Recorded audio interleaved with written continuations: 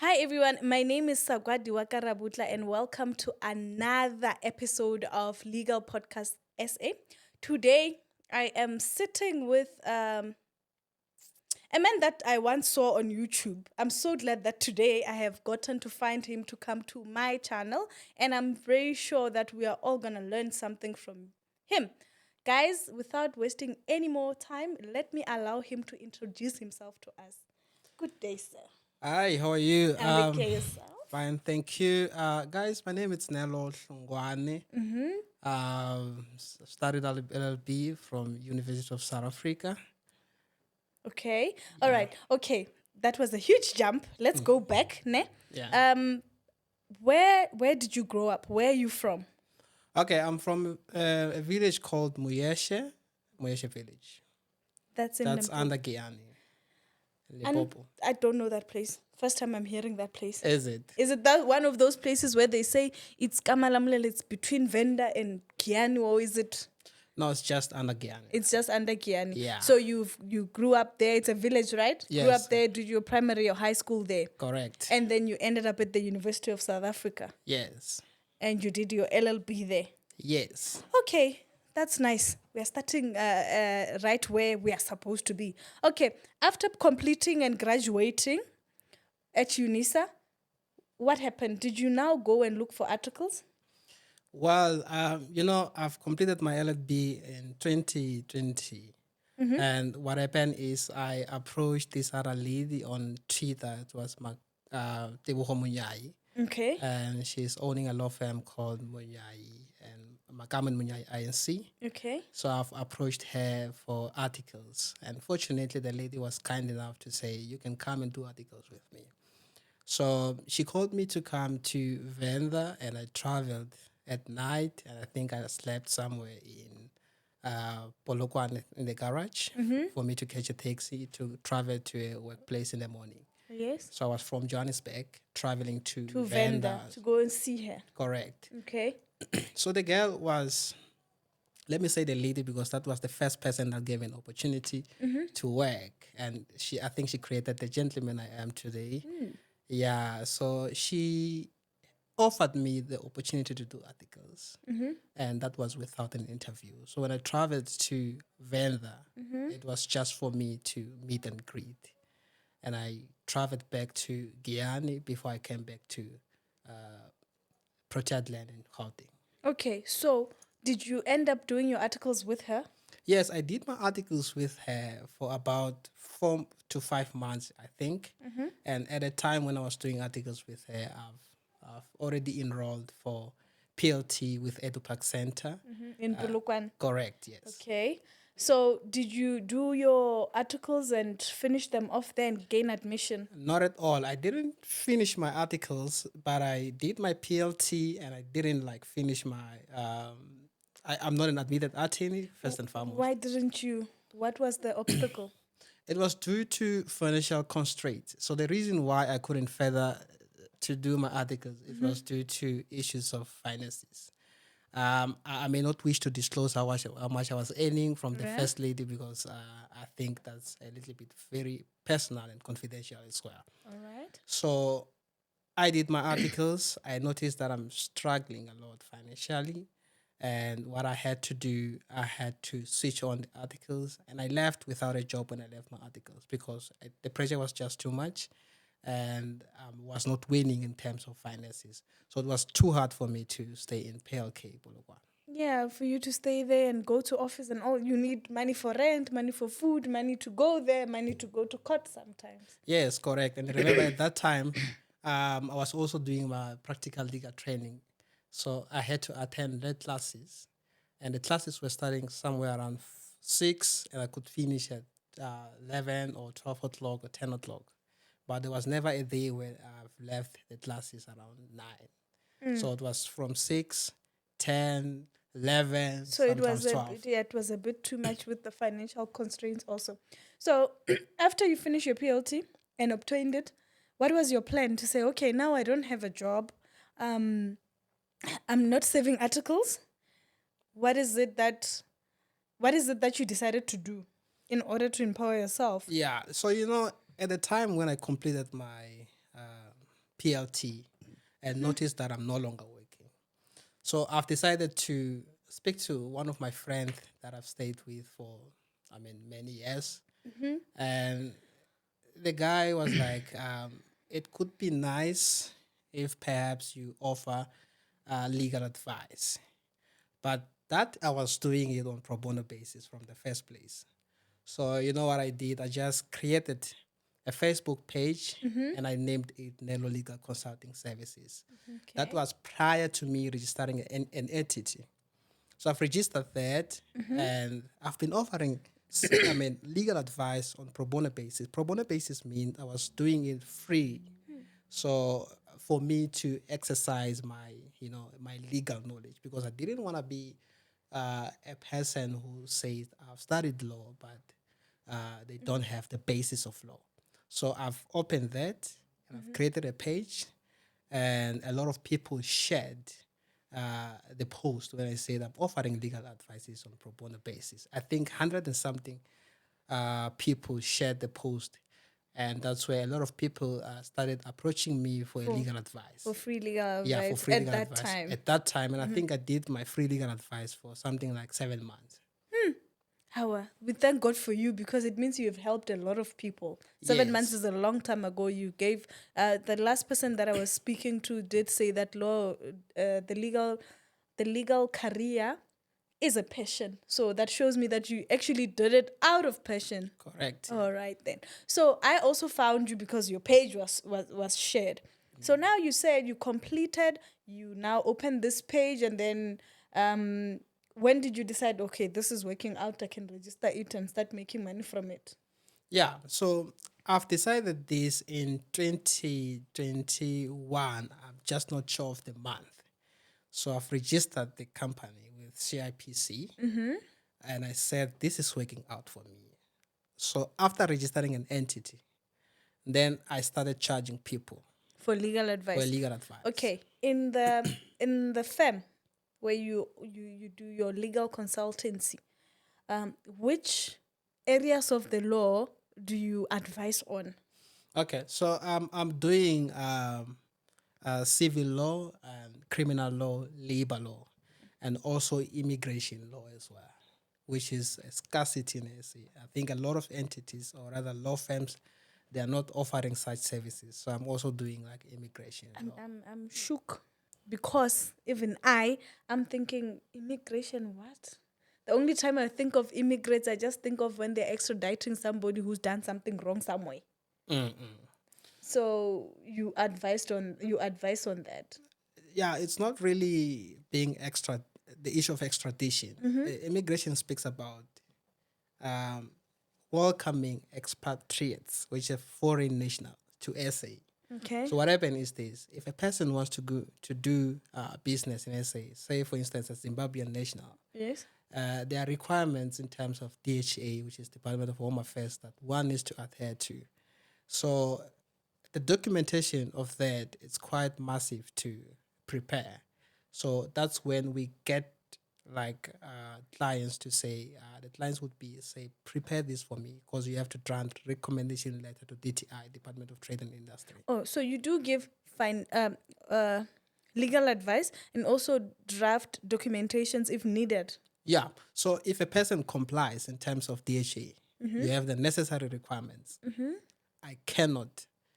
If you have necessary requirements, I will always tell you that if you have the necessary requirements, I will always advise to say we can proceed. So there's an assessment that needs to be done prior to me starting the work for an immigration. So, okay, what I need to understand is, as a legal advisor, you have I don't want to say right of appearance. I want to say you have the ability to draft documentations that are recognized in the eyes of the law. Not all of them. Or not all Remember, of them. you can't draft litigious documents, such as summons. Okay, yeah. But you can draft a letter of demand. You can draft a contract for a client. I like it there by letter of demand. Yeah. That is my favorite part. I love the letters of demand. I love them. I want people to learn more and more about letters of demand. Like, there's a lot of bullying that goes on, cyberbullying that goes on, that sometimes you just need to send somebody a letter to show them who's who. Yeah. So tell me, this legal advice, how much does it cost? Because people feel like seeing a legal practitioner is R1,000,000. They feel like, okay, if I don't have 5,000, that person won't even look at me. So I want them to, correct, I want them to be able to cut. A legal advisor to me is somebody who makes things shorter for you. Instead of taking the long dry, the legal advisor will be able to tell you where exactly you must go or what you must do. So in order for them to cut out this long dry, in order to consult at Nelo Consultant legal advisors, what is it?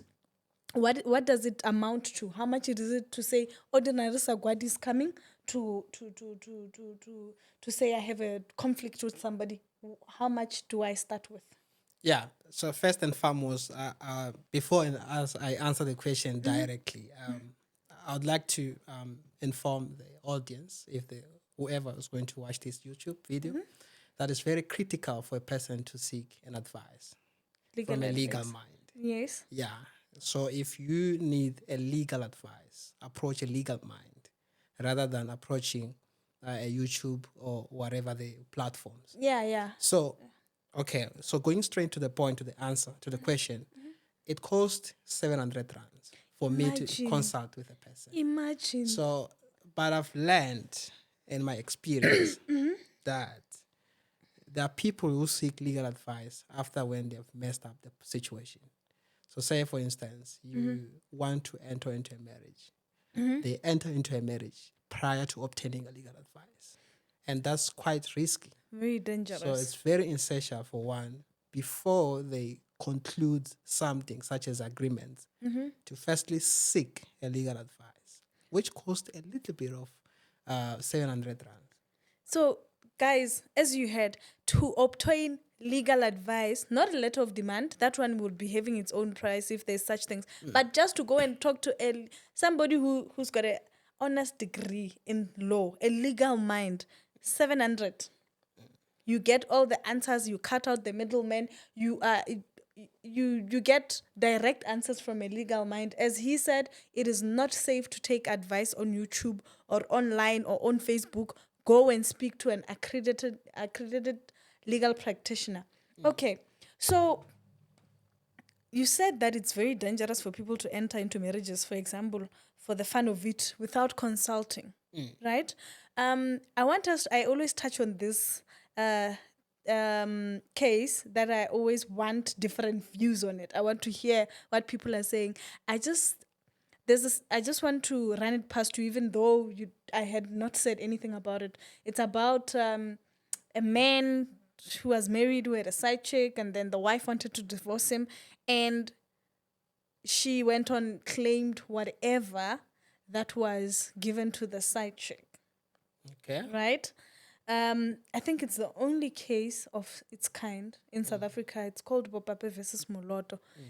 I want you to clarify for us, according to the Matrimonial Property Act, is this really true? Is it okay? I know it was done. It is done, so it's somewhat true.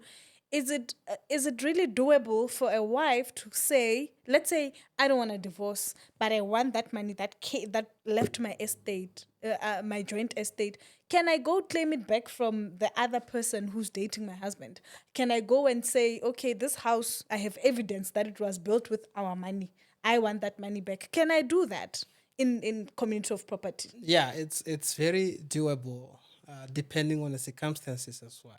If you say the house was built from your estate, you should be able to have reasonable grounds to say, why do you say the house was built from your estate maybe.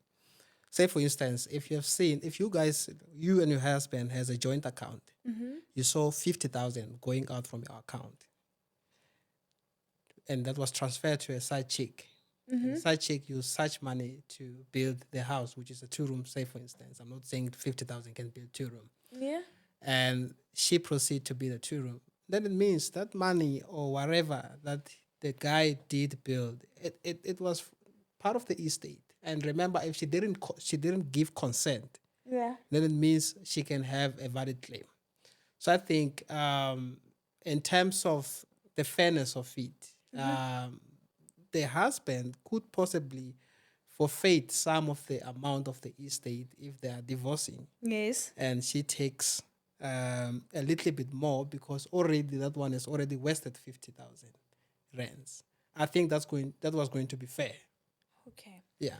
We have been talking about Nelo Hlongwani legal consultants. Where are you guys found? I was found. It's funny that it's a recent situation. Yeah. I was found in Cape Town Park, but as of now, I'm relocating to somewhere in Sandton. I'll give the address in due time, but Okay. effective from this month, I'll be moving out. So for now, if people want to reach you, they're not coming to the physical address. Can we give Yeah. an email on this episode? Yes. Email address and a cell phone number. Yes, correct. Guys, I can only be found on my cell phone number and my Email address. address, which is info, which is inf at nlclegal.co.za. It's okay. I'm going to link it here also and put it under the description so that people can be able to just copy it and send you. So you're saying that your consultation fee for starters is 700. This is 700 per 30 minutes, 700 per 1 hour, or From 30 minutes to an hour. okay. So when we did financial accounting, we did learn that 31 minutes is 2 hours. Correct. So 700 is per 30 minutes. Yes. And then do you have cell phone consultation? Yeah, I do do cell phone consultation. And I think, For how much? yeah, it's the same price. For the same price per because- 30 minutes. Yeah, because I'll be using my own Time. time. You'll and still be airtime as working. well. Yeah. Okay. And I don't give free legal advice because you're giving me a call. I would never do that. Even for a friend, I don't do it. This is what all lawyers say. I don't give free advice. There's no such thing as free legal advice. We worked very hard to get to where we are, honestly. So, I understand that you have moved away from articles. You're probably going to revisit maybe in the future. What I need to now understand is you're doing your legal consultancy, right? But I also saw on your profile an MBA. Are you currently studying? Yeah, I'm doing my master's in business administration. Guys, please, I want to understand. Even the last person who sat here, he obtained one. Does it correlate with the LLB degree? No, MBA, there's nothing related to anything legal. It's just an executive career. So if you do an MBA, you can easily become a chief executive officer or chief financial officer, depending on the measure or rather the courses that you're going to do on MBA. So it's for executive positions. So if you want to align yourself for executive positions, it's advisable for you to do MBA. And an MBA. Please tell us about your journey at the University of South Africa. Please just, okay, let me ask this. Third year was the worst and it's still the worst for everyone. How did you pass through that? Pass through specifically law of property? Okay, my journey in terms of career-wise was not really as difficult as it is or as difficult as I've expected it to be. Okay. Because I think, from my perspective, I used to study extra hard. And I was strategic in terms of studying. Okay. So I used to put more effort. So what I was doing is I was going to the institution, Sunnyside campus, every day from 8 o'clock to 4 o'clock or to 5:30. So I was going there the same way somebody was going to work. Okay. And Discipline. that made my life easy because I was already busy with books every day. So I didn't find much of difficulty in completing my studies because I studied too hard and I was not really smart, to be honest with you. Because if you can check my matric set, it's not in line with my academic record. They're not the same. Yeah, they are not they're not in agreement. Because I did very well in varsity. More than I than did in in high school. In high school. So hard work and discipline did really get you through. It did, it did. Okay. All right. Okay. Then we now have moved to opening this new place that's growing, because if you're moving, it means it's growing. You're doing your MBA. I also saw that you offer tutorial classes. Yes. What's that about? How can people reach you for that? Especially people are struggling. People are struggling with law of property. It's a gatekeeper. People have passed legal research 4th year. People have passed philosophy, but they are sitting there with law of property. So if these people want to access you, obviously your time is of precious. It's precious. If people want to get tutorial classes from you, sometimes some people just want to hear somebody talking to understand something. True. Are you still offering those? As I saw a post. Yes, I am. And I think what happened is, I'm trying to ensure that this one looks too much of something that is legit. Okay. Because a lot of people, what they do, they create posters and post them out there. Yes. Like a picture. Yeah. So what I'm doing is I'm also creating a website where people can reach me. Because I think a lot of people from UNISA have been scammed by people saying that we can teach you, We can and help the next you. thing we can help you, the next thing they're not helping them. So I've created this one, and it came to my mind this year, and I've decided to initiate it. I don't procrastinate when I have ideas, and I think that's why I am That's trying to do whatever that I touch, it comes to effect. So you started helping people this year? Yeah, I started helping people this year, and now I'm creating a website. I've already paid people that are doing the website for this thing. To be able to offer tutorials for legal people. For law students. Law student, but I'm willing to expand to other faculties. But for now, I'm just building on legal fraternity. Because it's what you know very well. I know very well that one. So if I find somebody who's very good with accounting, then we can have a faculty of accounting there for them to offer, accounting tutorials. But now we're doing much of legal courses. Do you do your online tutorials where like people teams?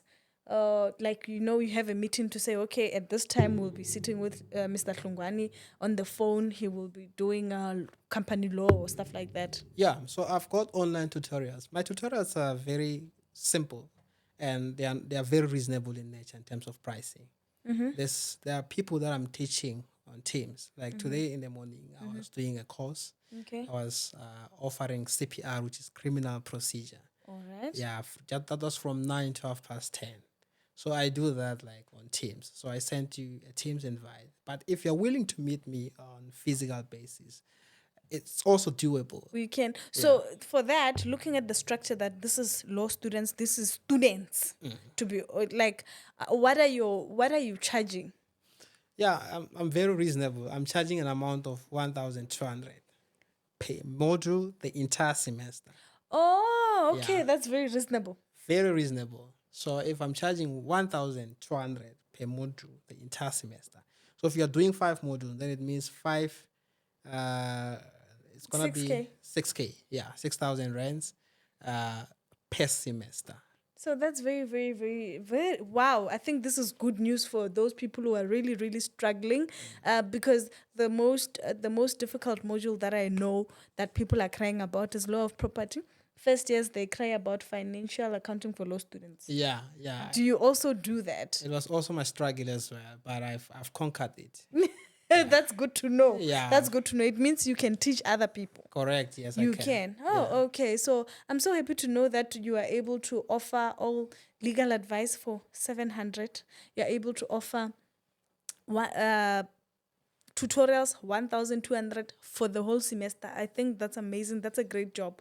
That's amazing because it's so little for 6 months. It's so little. It's very little because that's a lot of work. Knowing the work that we do, I think it's very, very, very, very reasonable. Yeah. Anyway, let us move on to legal advice.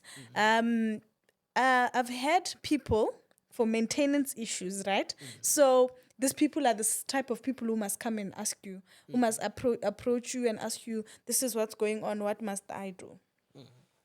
There's a lady that she's got a child with somebody, they broke up, it's over. The child is that guy's child, obviously. This person has been taking care of a child. This is what we see on a daily basis. All of a sudden, because it's over, when I move on alone. When the guy moves on, he leaves me with the child to care for. I know this person's work address, ne? But they changed where they live, right? And in my effort to pursuing them, they quit their job, went somewhere else. If I'm to find this person's new employer, can I institute maintenance proceedings against this person successfully? A person who has not been cooperating with me all this time. Yeah. So in terms of maintenance, first and foremost, it's very essential for you to understand that maintenance it's a two-way street.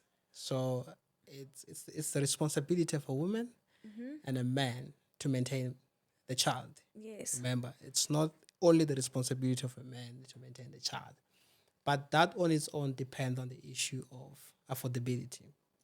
Yeah.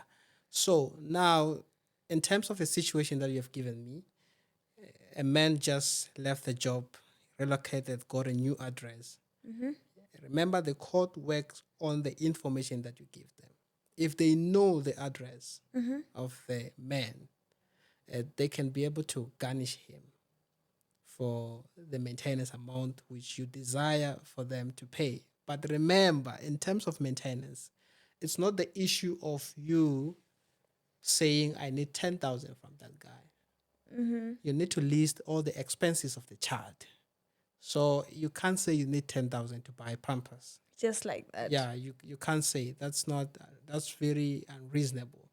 So you need to calculate all the expenses of the child, everything, bit by bit. If that thing amount to 1,200, then the child must get 1,200.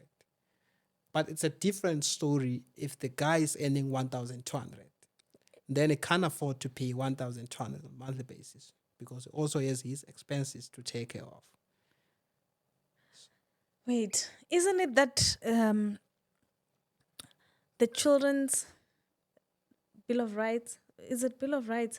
The Children's Act says that the needs of the child are of paramount importance. So whether the father can afford or not, it's not an either or. The child must be provided for, isn't it? No, that's not the story. That's not how it goes.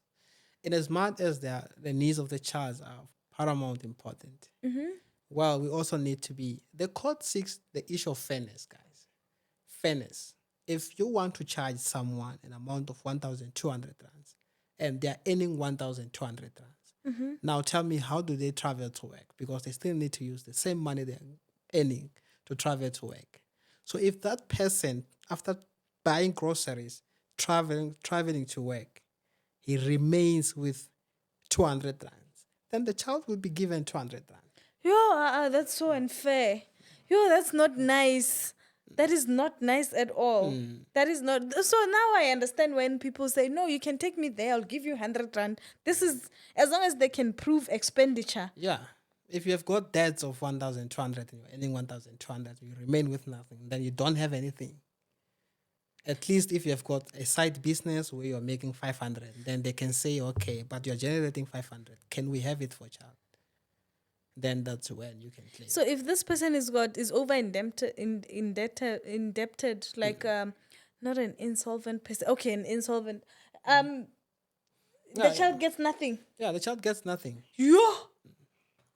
Because if he can prove he has all the documentation to say money is going out every month, then I'm remaining with nothing. Then how are you going to pay?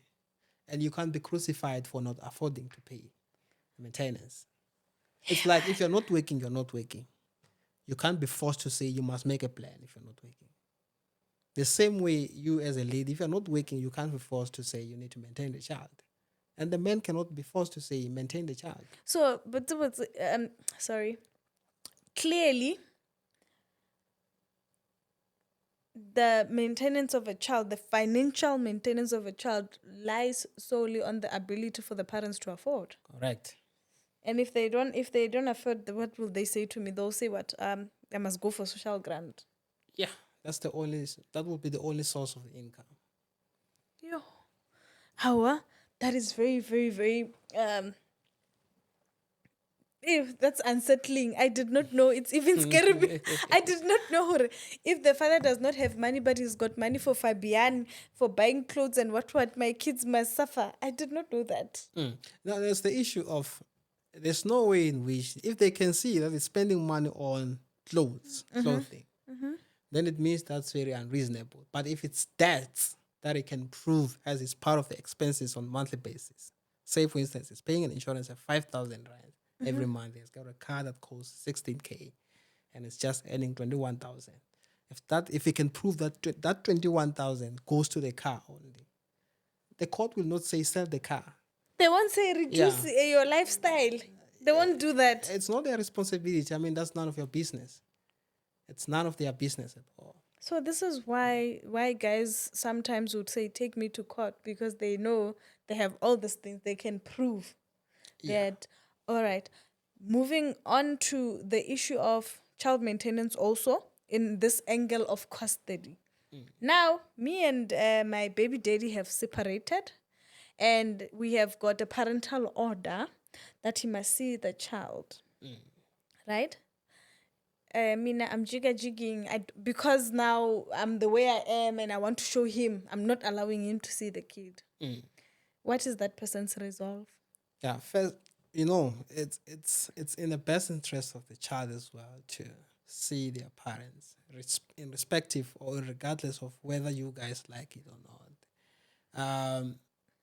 The man does have a right to seek for custody in a court of law. He can approach the court to grant a court order to say he wants to see the child. And whenever a man wants to see the child, he must see the child in terms of the court order. If they say 2 days a week, Saturday and Sunday, the man must spend time with the child. You're not permissible as a woman to deprive him of such access to the child. And if you want to deprive him to access the child, you can be arrested, because there's a court order that states that a man must be able to meet the child. Wait. When did we go from the bedroom to jail? Wait. No. Hey, wait. I want them to understand also that we can go from I love you to jail. Listen, I loved him. We fought. We broke up. I'm bitter. I'm not gonna let him see my child. Yeah. Yes, we do have because now we have this. I don't want to say we have a stupid thinking, but we have this thing of thinking us as women we are above the law. Obviously, I will dump him, take him to the court, and then we do that maintenance thing to say I want my 500 every month for the child, and then there should be the parental plan to say, okay, this is when the child must be seen. So I'm staying with the child, right? So I feel I have all the power. Yes, I'm getting the money.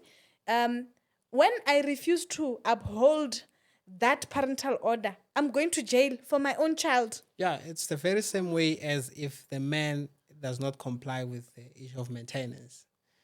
If the court says you must pay the child 500 a month and you don't pay the child, then you are in contempt. You're in contempt of the court. That's very disrespectful to the court. So in layman terms, it's disrespectful. Then in legal terms, that's contempt. So you're not allowed to at any point not adhere to the requirements or the conditions of the order of the court. So it means these gents, if they want, it's just that guys don't pay too much attention. This man can actually go approach the maintenance officer again to give the issue that I'm not allowing and follow proceedings until I end up in jail. Yeah. So I think it's very essential for men to also know this and to stand their ground, because I think in most cases it's only women that seek to stand their ground. I think we don't like, in layman terms, I would say we don't like drama, the issue of drama. So, but then a man is allowed to seek an order from the court, irrespective of whether you have muscles and stuff. So, but I've learned that men use the physical way of it to force to get a child, and that's not how it should be done. So a man can successfully go get a woman arrested for not complying and upholding a court order. Precisely. And I think if you call your woman for you to have like enough evidence, it's wise to send messages to say, can I please see the child? Yeah. So that if you want to approach the court of law, or rather the court, about the issue of custody, you can prove that I've approached her like millions of times. You have real requesting evidence. her to, at least for me to see the child, but she has been refusing.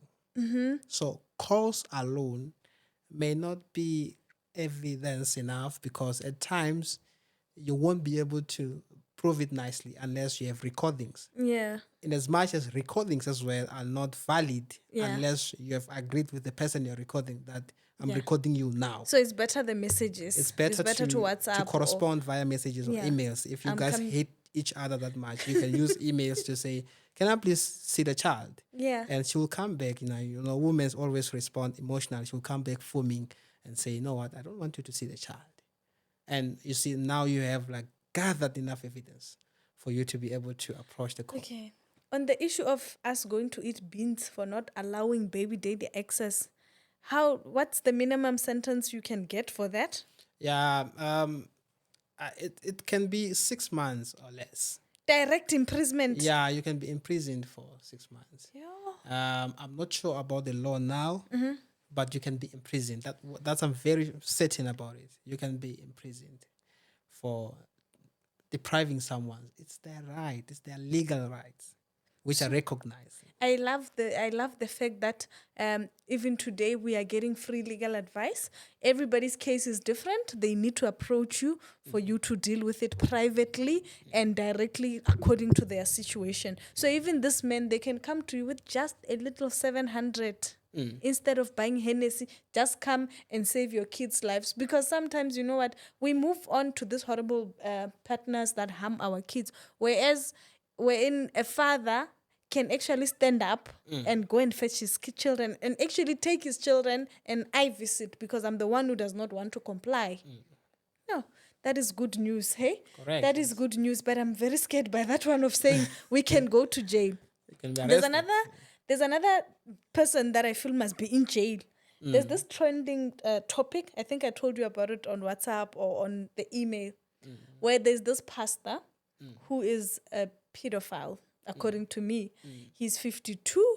His girlfriend is like 16 or 17. And what the outbreak that happened a week ago or 2 weeks ago was that this child was celebrating 4 years anniversary. She's about 16 and 17. I'm not sure there.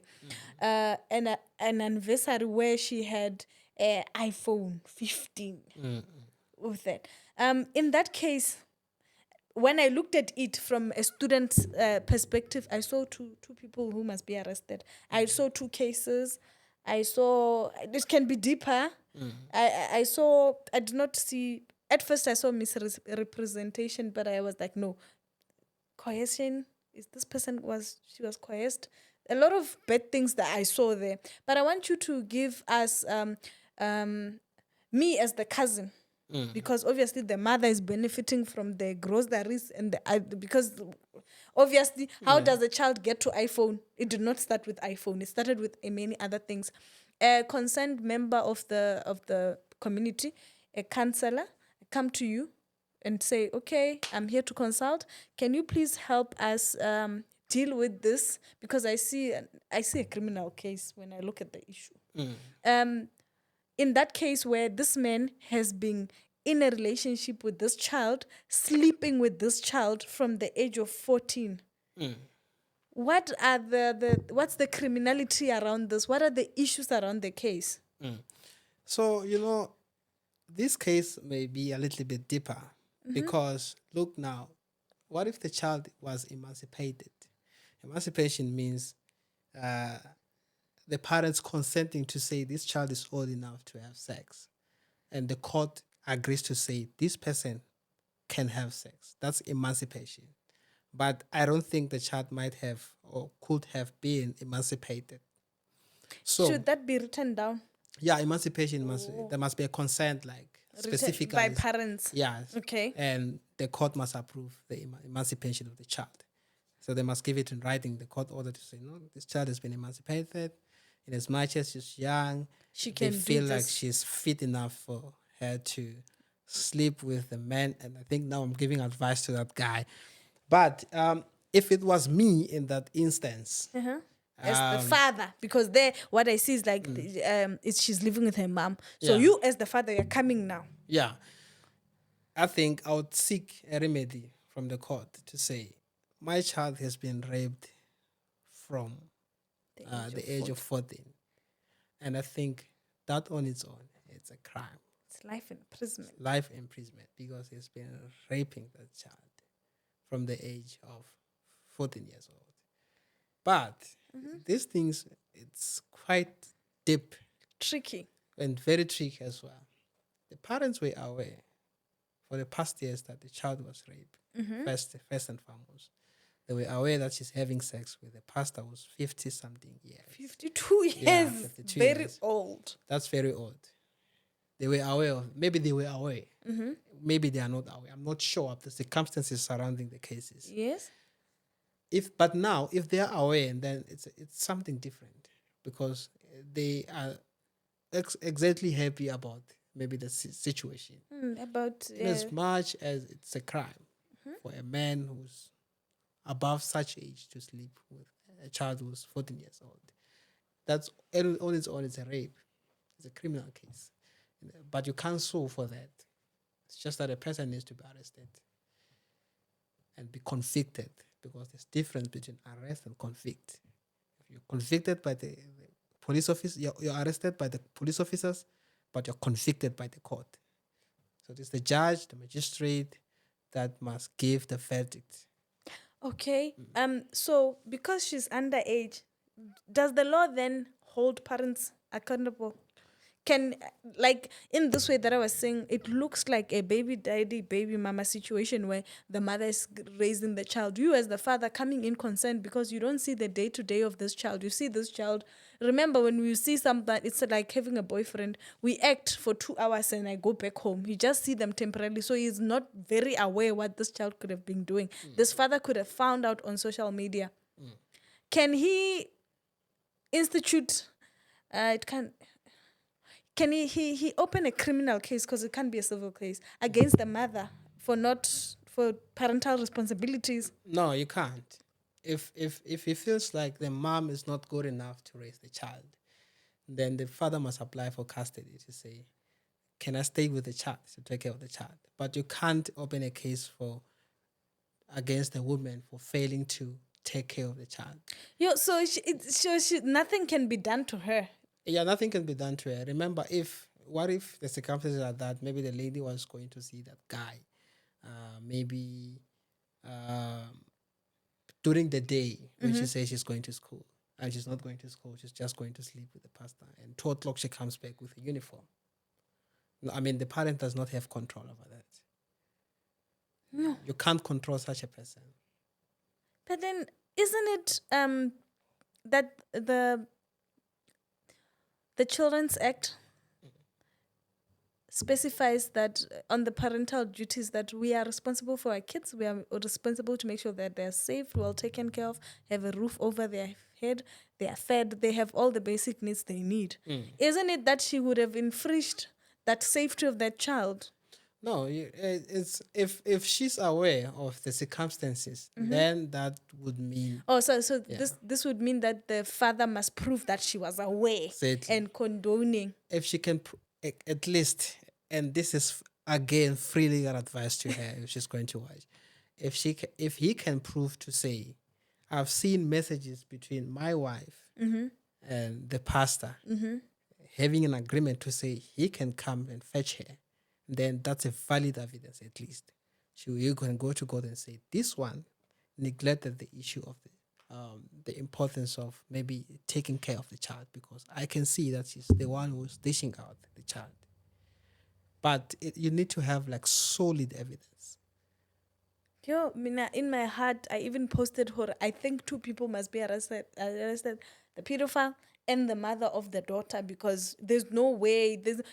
Before they got to iPhone 15, there was little things that were there that any normal parent or a parent who's raising their kids in a certain way would be saying, but there's no way a student can have this. She can raise a defense to say maybe my child was dating a rich child. She can raise such a defense to say, I didn't know that she's dating an old person. I was under the impression that maybe she's dating A rich a child. rich child somewhere else, because it's possible for other kids to have access to serious funds. I mean, not like 200, 400, 600. Like Serious maybe some are funds. getting like an allowance of 20,000 a month. You say, this is your own, you can enjoy it. So, and you see that they do have a right to say, okay, let me buy my girlfriend these. So she can rise such a defense and say, maybe the child had a friend, or rather, maybe the child had a boyfriend of her age, and the boyfriend was buying her this kind of things. I was not aware that she could be sleeping with old people. That's a defense. But I'm not saying she should use such defense. We're But just I'm just looking saying, at all angles of I'm the just case. assuming that things happen. Things do happen. Yeah. Okay. This case breaks my heart, man. Yeah, it does to Yo, me as well. yo, I think yo. it hits so hard. I mean, why? Like, it's exhausting to see such old people. So now, the way I saw, there was a video I saw of her and her mom. They were, I'm able to say all these things because they're in the public domain. That's why I'm not even saying allegedly. I've seen them. I've saved them. So she was there with her mom saying, we're going to Groove Ne, and the mom was saying yes. So already I could see descend from there the type of parent that she is. Ne? Obviously, she's not going to open a case against this man. Life has been continuing ever since that ad passed. Can the father open a case against that man? Yeah, I can if he wants to. Can the community open a case against that man? Yeah, the community, no. Why? Because it's not. If you want to open a case, how does that affect you? Because that's not your child. But if it's in the interest of the community, say for instance, you're sleeping around with a lot of kids, now the community can approach the court to say, we're opening a case against this guy. But now we were sleeping solely with only one child. The father will need real evidence. This Correct. child is clearly in love, in lust, or whatever that they're doing. She's not going to provide us with a rape kit. So we're just going to rely on circumstantial evidence for her. She can be forced to say they need to do perhaps a sexual test. Both of them. I mean, the court can do that. They have a right to say to someone to say, come and do this. And you have to go and do it, whether you like it or you don't like it. Yeah. Yeah. Because if you don't, it's contempt. Contempt. All right. That is so much good to hear. It's something that it exhausts me, Shem. Like, I don't know why people do that, but it's wrong. The last one, before we remind them again how you can be contacted, because you're a legal advisor, I'm going to ask you this one. I've asked one person, I think. I was sitting here with another great attorney, Tawajo Motsepe. I asked her this question. Is it true when my boyfriend, who's married, tells me that, no, wait, Confi, we are still sorting out the ceiling, we are still doing whatever, I'm going to leave my wife, and then later comes and says my wife does not want to sign divorce papers? Is this person telling me the truth to say the divorce cannot proceed without the signature of the wife? Yeah, it's not true. It's a lie. It's one of the lies that a lot of men uses in order for them to continue with women. It can be if divorce is very it's a little bit vague, and it's like somebody who's in overseas. Remember, if somebody's you've married to a Zimbabwean person, Yes. now we've relocated to Zimbabwe, Yeah. doesn't wish to come back to Yeah. SA for you guys to Divorce. divorce. You can use there are different methods of divorce. You can advertise the issue of divorce on newspaper to say, I'm proceeding to divorce you, even if you don't know their whereabouts. You can divorce someone in absentia.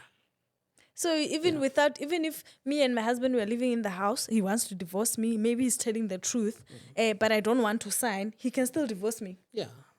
Oh, so we better be awoken side chicks. We must understand that if this man is not divorcing, it's because he doesn't want to. It's not because the wife does not want to signature anything. Because they can proceed without my signature. Say we gave her the opportunity, and now we are proceeding. If the court has reasonable grounds from the husband, or rather, from the husband, who is saying that she does not want to sign the divorce papers, but the marriage has broken down in a sense that there's no chances of us being in peace again. Yes. We are not happy. We're no longer sleeping. It's one of the good grounds for a divorce if you guys are no longer sleeping. Hey, I did not know. So it's a ground because so wait. So people can divorce for conjugal reasons. Yeah.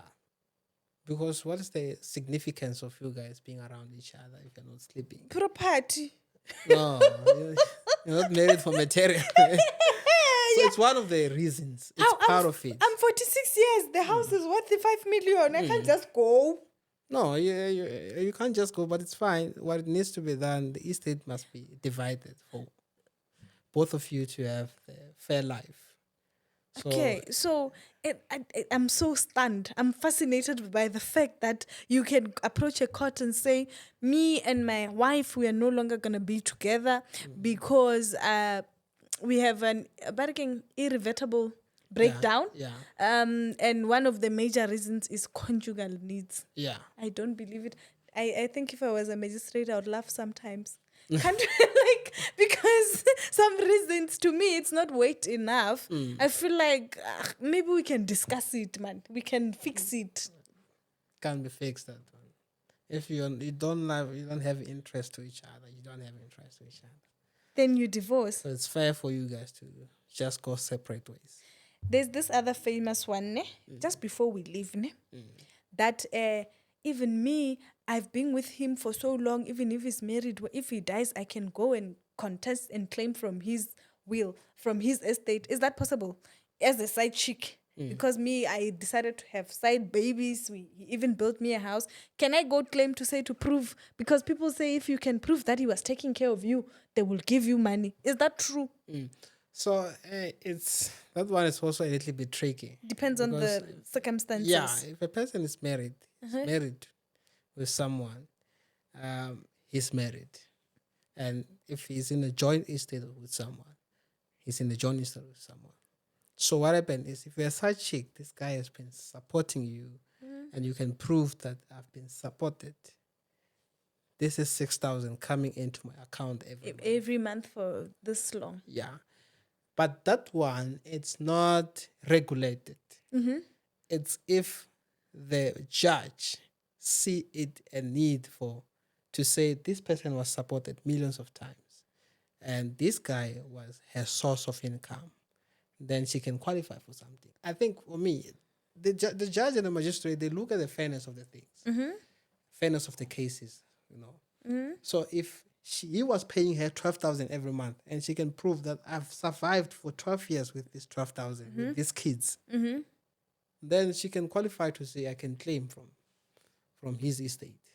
Some things they just need Bushiri's anointing oil. Because why the hell are you going to take from my estate? Why now? Because now when he dies, it becomes sort of automatically my estate to It does, but the law does not allow. In fact, the law does not really allow the side chicks to inherit. It is in the discretion of the magistrate or the judge to say, but she has been receiving 12K every month. And my life was not disturbed as a wife. And she was maybe somehow she has like WhatsApp conversations where he said, you should never look for a work. I'll take care of you. Then how is She that? must go and talk to him in the grave, because why? Because why should I now suffer the repercussions? Because I wanted to sort of dispel that thing, because people have this thing out, okay, if the wife won't leave her cheating husband, I mean, I'm going to stay here with my boyfriend, and when he dies, people have this thing that side chick can claim they can do. It's possible. They think it's as easy as you and me sitting down here. Nah, it's not the issue. If you was receiving 100 rands, like that would be a meal allowance maybe for a day. I mean, you can't reasonably go to the court and say, but I was receiving maintenance from this guy. What's 100 rands? Not can't be maintenance. No one can survive. Now, with 100 rands. in my case, if it was me, maybe that person was receiving that 12,000, and the court sets that aside and say, no, we can't proceed like that. Me, I would go and claim it back. I'll institute the Matrimonial Property Act against that person to say, now that the court has said, no, please, I want it back. I want that money back. Maintenance once more. If you said that if my baby daddy is not working, I'm not working, is it true that I can take his parents to maintenance court to maintain the child? Yeah, if the parents afford, if they can afford to maintain the child. Hey. So So we are not stuck, really. There's ways of doing things. Yeah, You can take the grandparents to maintenance court, just like he can take my grandparents to maintenance court. Yeah, or whoever was supporting him. Yeah. So if he was supported by his wife, I love it. I can take the wife. I also love it when it's the wife paying the maintenance of the child. Why she will pay R2? Yeah. She will pay R2. I also love it. Because we know that she will pay because she's the woman. She has to. She must, in fact, if they're married. So if you can't get anything from the husband, then you approach the wife. The court will go to her accounts. Thereby, between vendor and Malamulele, there must be where we can buy lightning for such things. Because I'm not here going to work so hard and then somebody comes and takes. But I'm so glad that we have found remedies for a baby daddy that cannot afford at all to say, okay, we can approach the parents. And now I never knew the information that whoever, as long as it can be proven that the malumi being the uncle, the cousin, whoever was the one taking care of my baby daddy, I can also institute a maintenance claim against them. Yeah, to say, no, if this guy can afford, then you guys maybe might have adopted him the past years. So I need my child to be supported. Yeah, so people must stop this thing of thinking, or okay, if your guy is not married, you can always approach the grandparents or whoever is supporting him. Yeah. And take it from there. Thank you so much for joining us. Guys, I would like Mr. Hlungwani to just tell us once more how he can be reached. I will want to highlight that his tutorials are 700. His tutorials are 1,200 per semester for a subject. So if you've got 5 subjects, it's 1,200. It's still cheap. It's better to run there now before they have websites, and now you have to speak to 10 secretaries to get to him. So it's better to do it now. And to get legal advice, the one that we were talking about for different scenarios, it's 700 per 30 minutes. 700, not 7,000. 1, 2, 3, 4, 5, 6, 7. Then he can tell you what to do about your situation and give you a directive. If he needs to write a letter of demand, he's authorized to do that. Anyway, thank you so much for coming. Please, just remind us once more, how do we reach you now that you're moving office? Thanks a lot, Sagwari, for having me as well. So I can be reached on my Facebook page and my business emails and also my cell phone numbers. My cell phone numbers is 071 7765 106. 071 7765 106. And my email is info at nlclegal.co.za. She's gonna have to pin it down somewhere. Yes, I will. Yeah, and my Facebook page is Nelo Legal Consulting Services. You see a very handsome guy there wearing a suit with a tie. So if you see that, that's me, guys. So you just leave a message. then and yeah, I'll revert. he reverts very, very quickly. Very, very, very, very promptly. Anyway, thank you guys for watching this episode. I will see you on the next episode of Legal Podcast SA. Mwah.